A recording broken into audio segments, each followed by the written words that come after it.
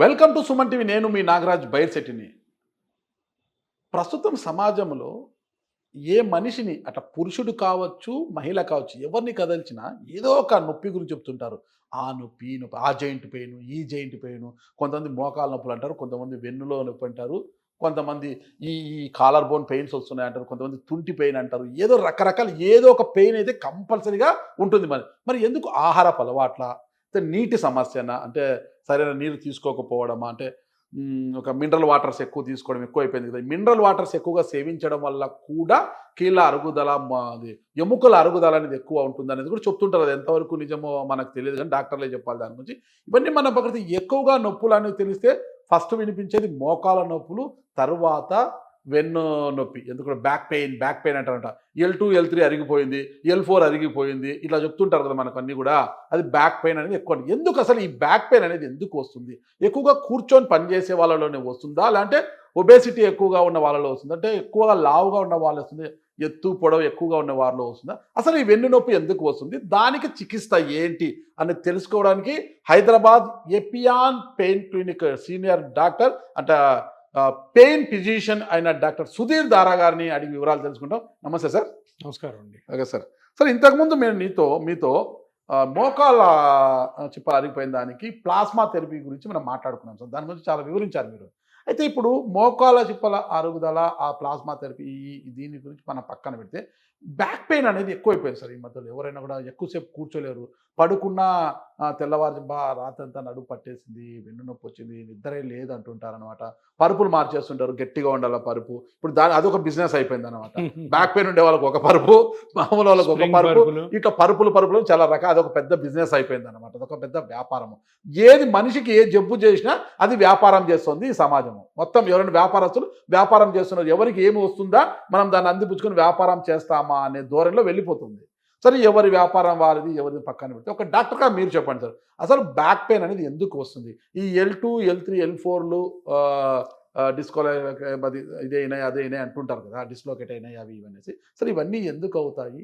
ఇవి రావడం వల్ల మనిషి పడే బాధ ఎలాంటిది, దీనికి థెరపీ ఎలాంటిది? ఇప్పుడు బ్యాక్ పెయిన్ అన్నది దాని ఇన్సిడెంట్స్ చెప్తాను. అంటే ఒక 100 మందిలో నేను మరీ ఓల్డ్ ఏజ్ కూడా మాట్లాడట్లేదు, 20-25 ఇయర్స్ నుంచి 55 ఇయర్స్ లోపలలో 100 మందిలో 30 నుంచి 40 మందికి బ్యాక్ పెయిన్ సివియర్గా రావడం వల్ల అట్లీస్ట్ సంవత్సరంలో ఒక వారం రోజులన్నా బ్యాక్ పెయిన్ వల్ల వాళ్ళ జాబులకి లీవ్ పెట్టుంటారు.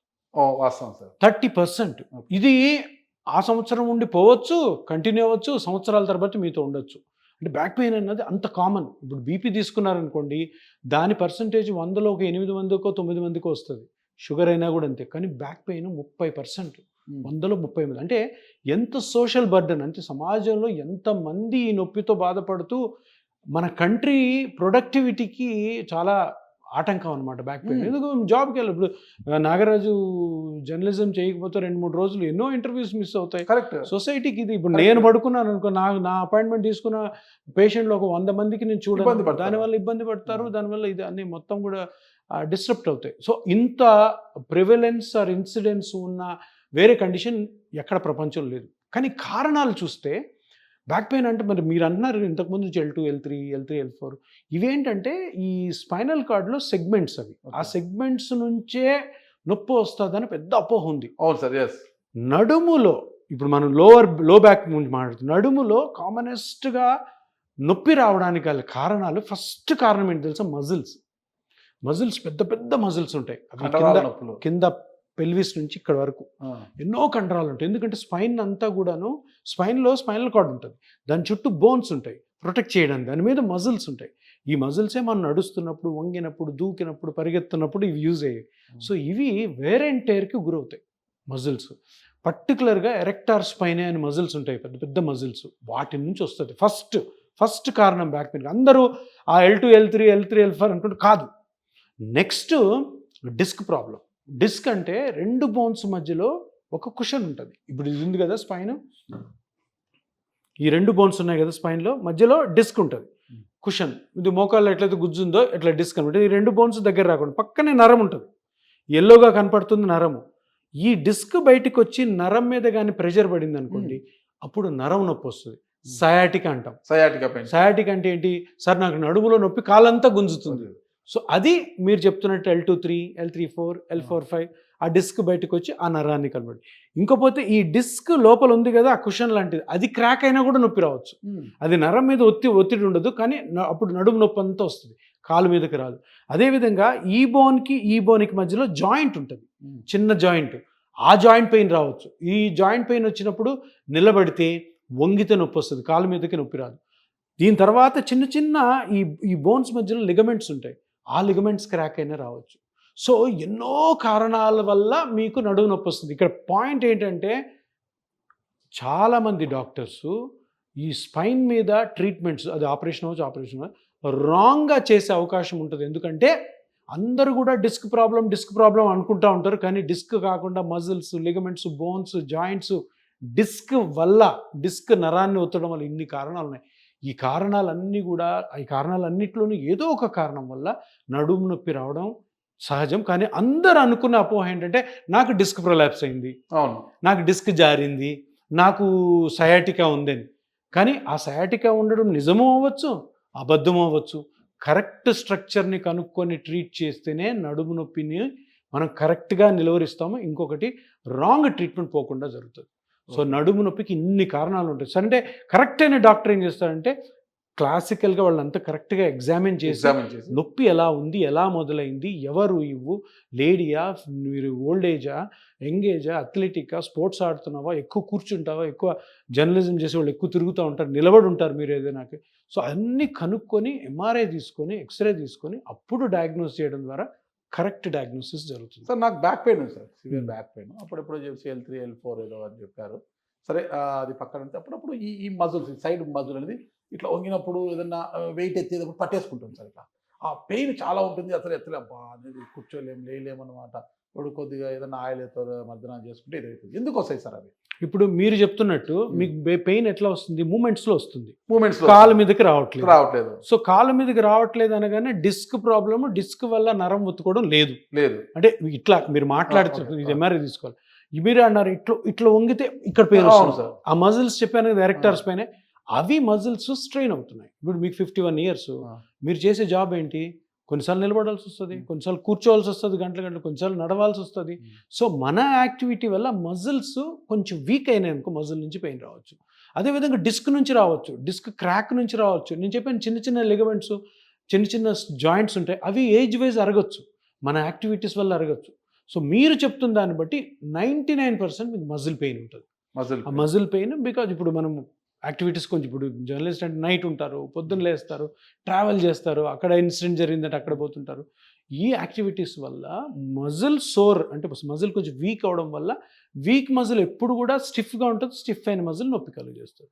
సో ఇట్లాగా ఆ పాయింట్ ఏదన్నది ఎక్కడి నుంచి వస్తుంది నొప్పి అన్నది సరిగ్గా కనుక్కోలేదు, యూ కెన్ గో రాంగ్. మరి మోకాళ్ళ మార్పిడికి సంబంధించి శస్త్రచికిత్సలు అప్పుడు చేసేవారు, దానికి చెక్ పెట్టండి, ప్లాస్మా థెరపీ స్వాగతం పలకని చెప్పారు.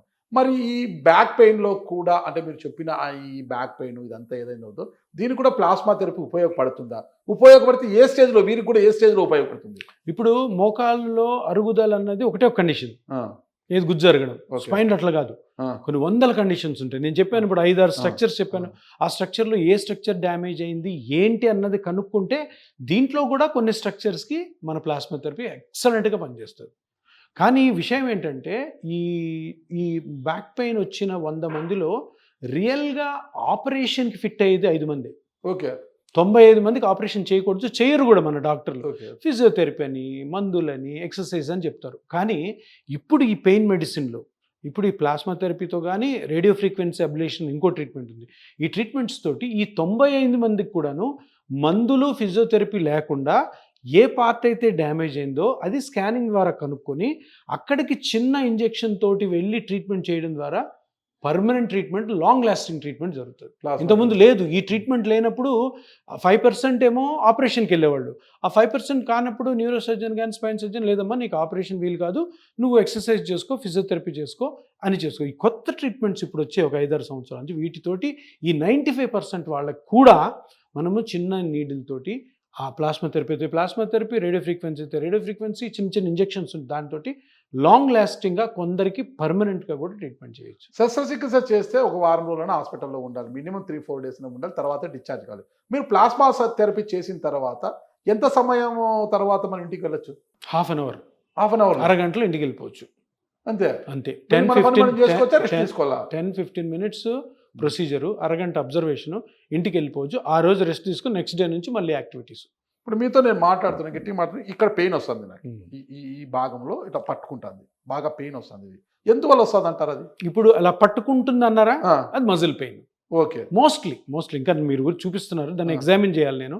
ఇప్పుడు ఇక్కడ పట్టుకుంటుంది, క్యాచ్ లా వస్తుంది. పట్టుకోవడం అంటే క్యాచ్ కదా. 99% పట్టుకుందంటే దాని మజిల్ పెయిన్. మజిల్ పెయిన్ ఎందుకు వస్తుంది? మనం చేసే యాక్టివిటీస్లో ఆ మజిల్ కానీ ఎక్కువ స్ట్రెయిన్ అయిందనుకో వస్తుంది. ఇంకోటి, ఆ మజిల్కి ఇప్పుడు ఏజ్ వైజ్ వీక్ అవుతున్న కొద్దీ దాన్ని స్ట్రెంగ్తన్ చేసుకోం మనం. పొద్దున్న లేసి కండిషనింగ్ ఎక్సర్సైజ్ చేసుకొని రాము, నిద్ర లేస్తాం, టకటకటక తింటాము, పరిగెత్తాం పనికి. సో దానివల్ల కూడా వస్తుంది. లేదు ఇదే నొప్పి ఒక 6 నెలలు లేదంటే ఒక 1 year ఉందంటే దాన్ని ఇన్వెస్టిగేట్ చేయాలి. సో ఇక్కడ పెయిన్ వస్తుంది. లోపల ఏముంటాయి? లోపల లంగ్ ఉంటుంది, కొంచెం కిందకు పోతే అబ్డామిన్లో స్ట్రక్చర్స్ ఉంటాయి. అవన్నీ నార్మల్గా ఉన్నాయి లేదా అవి చెక్ చేసుకోవాలి. చెక్ చేసుకున్న అంటే ఎక్కువ రోజులు ఉంటాయి. లేదు ఇలా నొప్పి వస్తుంది ఒక 2 weeks 3 weeks నుంచి వస్తుందంటే అది మజిల్ పెయిన్ అవుతుంది. దానికి సంబంధించిన ఎక్సర్సైజ్లు, ఏదైనా చిన్న మెడికేషన్ లేదా చిన్న ఆయింట్మెంట్ తోటి తగ్గించేసుకోవాలి. లేదు ఎక్కువ కాలం మనల్ని బాధ పెడుతుంటే తప్పకుండా ఇన్వెస్టిగేట్ చేయాలి. బ్యాక్ పెయిన్ వాళ్ళకి అందరూ కూడా మంచం మీద పడుకోవద్దండి, నేల మీద చాప వేసుకొని పడుకోండి అంటుంటారు, మీకు తగ్గుతుంది అంటారు. అది కరెక్ట్ అంటారా విధానం? 100% రాంగ్. మీరు ఎప్పుడైనా కానీ బ్యాక్ పెయిన్ ఉన్నప్పుడు హార్డ్ సర్ఫేస్ మీద పడుకున్నారంటే మీ నొప్పి 100 రెట్లు పెరిగిపోతుంది. ఓకే. అంతే కదా. ఇప్పుడు బ్యాక్ పెయిన్ ఉంది, బ్యాక్ పెయిన్ ఉన్నప్పుడు మజిల్స్ అన్నీ చాలా పెయిన్ఫుల్గా ఉంటాయి. వాటికి ఒక కుషన్ లాంటి సర్ఫేస్ ఉండాలి. కానీ మన కటిక నేల మీద పడుకోబెడితే దాని మీద ప్రెషర్ పాయింట్స్ పడి ఇంకా పోతుంది. సార్ కొంతమంది డాక్టర్లు ఇదే చెప్తున్నారు సార్ పేషెంట్లకి, మీరు హార్డ్ సర్ఫేస్ మీద పడుకోండి, కింద చాప్ వేసుకొని పడుకోండి, పరుపు మీద పడుకోవద్దు అంటున్నారు సార్. చాలా మంది డాక్టర్స్కి తెలియక, కొంతమంది కొంచెం పాతకాలం వాళ్ళు వితండవాదంతో, ఆ కాలం వాళ్ళు నమ్మిన సైన్స్ అది కాబట్టి అలా అంటున్నారు. సైన్స్ ఏంటి? మీరు ఎందుకు చెప్తున్నారు? ఇది లేటెస్ట్ సైన్స్. ఇప్పుడు నేను ఏది మాట్లాడినా కూడా దానికి ఎవిడెన్స్ ఉంటుంది. బుక్ మెడికల్ బుక్స్ డాక్టర్లు అవుతారు. అది అలా చెప్పారు అంటే తప్పకుండా చెబుతున్నారు. ఈ రోజు సైన్స్ కి అది ఆపోజిట్. ఈ రోజు సైన్స్ అంటే ఈ రోజు ఏదైతే సైన్స్ ఉందో అది కూడా రాంగ్ అయి ఉండొచ్చు, కానీ మనం ఫాలో అవుతాం. ఎందుకు? ఎక్కువ మంది అది ఫాలో అయ్యి మంచిగా అయ్యారు. అర్థమైందా? కొంతమంది డాక్టర్లు అయితే ఒక ముందు ఏ మ్యాట్రస్ వాడుతున్నారని కూడా అడుగుతున్నారు. ఇదంతా కమర్షియల్ ఆస్పెక్ట్స్. డాక్టర్ మ్యాట్రస్ అని వస్తుంది. అంటే డాక్టర్ అనగానే డాక్టర్ చెప్పులు అని ఉంటాయి. డాక్టర్ చెప్పులు కాదని వాడాల్సింది ఈ చెప్పులు అని చెప్తుంటారు. అంటే పాయింట్ ఏంటంటే ప్రతి ఒక్కరు కూడా కొంత సైంటిఫిక్ నాలెడ్జ్ డాక్టర్ కాకపోయినా ఉండాలి. ఎవరికి కొంతమంది. ఎందుకంటే ఇలా పాతకాలం అన్నీ నమ్మి చేయడము లేదు. వాళ్ళు చేస్తున్న వాళ్ళ పేషెంట్స్లో మంచి జరిగి ఉండొచ్చు, కానీ సైన్స్ చెప్పదు. సైన్స్ ఏం చెప్తే అది మేము ఫాలో అవుతాం. బ్యాక్ పెయిన్తో బాధపడుతున్న వారికి మీరిచ్చే వరం ఏంటి? బ్యాక్ పెయిన్లో ఫస్ట్ ఆఫ్ ఆల్ మీరు ఒక 10-15 రోజుల కంటే బ్యాక్ పెయిన్ మిమ్మల్ని కానీ బాధ పెడుతుంటే తప్పక డాక్టర్ని సంప్రదించాలి. సరైన డాక్టర్ ఎవరైతే బ్యాక్ పెయిన్ మీద ఎక్కువ అవగాహన ఉందో. మనం ఇప్పుడు జనరల్గా వెళ్ళేది ఆర్థోపెడిక్ డాక్టర్, స్పైన్ డాక్టర్ దగ్గరికి, న్యూరో సర్జన్ దగ్గరికి. ఇప్పుడు పెయిన్ స్పెషలిస్ట్ కూడా ఉన్నారు. ఈ ముగ్గురు, orthopaedic surgeon, spine surgeon, neuro surgeon, అందరు సర్జన్సే. అంటే వాళ్ళకి సర్జరీ చేసే టెండెన్సీ ఉంటుంది. అండర్స్టూడ్? సో అందుకని ఈ ముగ్గురు దగ్గరికి వెళ్ళాలనుకుంటే పెయిన్ స్పెషలిస్ట్, ఈ పెయిన్ స్పెషలిస్ట్ అంటే నేను, వీళ్ళు ఆపరేషన్లకి మిమ్మల్ని ఎప్పుడు పంపించరు. అంటే కరెక్ట్గా కనుక్కొని ఆ బ్యాక్ పెయిన్ ఎక్కడి నుంచి వస్తుంది, అది డిస్క్ వల్ల వస్తుందా, నర్వ్ వల్ల వస్తుందా, డిస్క్ పోయి నర్వ్ మీద పడడం వల్ల వస్తుందా, జాయింట్ ప్రాబ్లం వల్ల వస్తుందా, మజిల్ వల్ల వస్తుందా, చిన్న లిగమెంట్స్ వల్ల వస్తుందా కనుక్కునే డాక్టరు. ఆ డాక్టర్ దగ్గరికి వెళ్ళి ఆ పాయింట్ని కనుక్కొని అది ఆయన కరెక్ట్గా మీకు ఎక్స్ప్లెయిన్ చేయాలా, స్కానింగ్ చూడాలా, ఆ స్కానింగ్లోని పాయింట్ మీ పాయింట్ కొరిలేట్ అవ్వాలా, అది మీకు అర్థం అవ్వాలా. అండ్ ఆ డాక్టర్ తప్పకుండా ఆపరేషన్ చేయకుండా మిమ్మల్ని ఈ కష్టం నుంచి బయట పెట్టాలా. అది గుర్తుపెట్టుకోండి. ఆపరేషన్ తప్పనిసరి అయితే తప్పకుండా చేయించుకోవాలి. ఆపరేషన్ కాని కండిషన్స్లో పెయిన్ స్పెషలిస్ట్ ఉన్నాడని గుర్తుపెట్టుకోండి అందరూ. అండ్ ఈ పెయిన్ స్పెషలిస్ట్ దగ్గరికి వెళ్ళడం ద్వారా ఆపరేషన్ లేకుండా సింపుల్ టెక్నిక్స్తోనే మీరు బయటపడతారు. Thank you sir. చూశారు కదా మన సుధీర్ దార గారు చెప్పేది. ఎద్దు ఈనింది అంటే ఘాటికి కట్టేయనని చందాన్ని మర్చిపోయి నొప్పి వచ్చిందంటే ఏదో ఒక డాక్టర్తో మనం సంప్రదించి ఆయన ఇచ్చే గోళీలు వేసుకుంటాం, లేకపోతే ఆయన ఇచ్చే ఆయింట్మెంట్ పూసుకొని నొప్పి నయం చేసుకుంటాం అనేది కాకోకుండా అసలు సరైన డాక్టర్ని ఎంపిక చేసుకుని ఆ డాక్టర్ దగ్గరికి అసలు ఆ నొప్పి ఎందుకు వస్తుంది, ఏ కారణం చేత వస్తుంది, అసలు అది ఏ థెరపీ ద్వారా, అంటే ఏ ఆపరేషన్తో నయం అవుతుందా లేదంటే థెరపీ ద్వారా నయం అవుతుందని తెలుసుకుంటేనే దానికి నివారణ ఉంటుంది తప్పితే ఎక్కడ పడితే అక్కడ వెళ్తే దానికి నివారణ ఉండదని చెప్తున్నారు. మరి ఇంకెందుకు ఆలస్యము, బ్యాక్ పెయిన్తో బాధపడుతున్నారు, ఒక్కసారి ఎపియాన్ పెయిన్ క్లినిక్ సంప్రదించండి. డాక్టర్ సుధీర్ దారా గారిని సంప్రదించి సరైన సూచనలు సలహాలు ఇస్తారు. ఆయన అపాయింట్మెంట్ కావాలంటే కింద స్క్రోల్ అవుతున్న నంబర్కి కాల్ చేయండి, అపాయింట్మెంట్ తీసుకోండి. థ్యాంక్ యూ సార్, నమస్తే. నమస్కారం.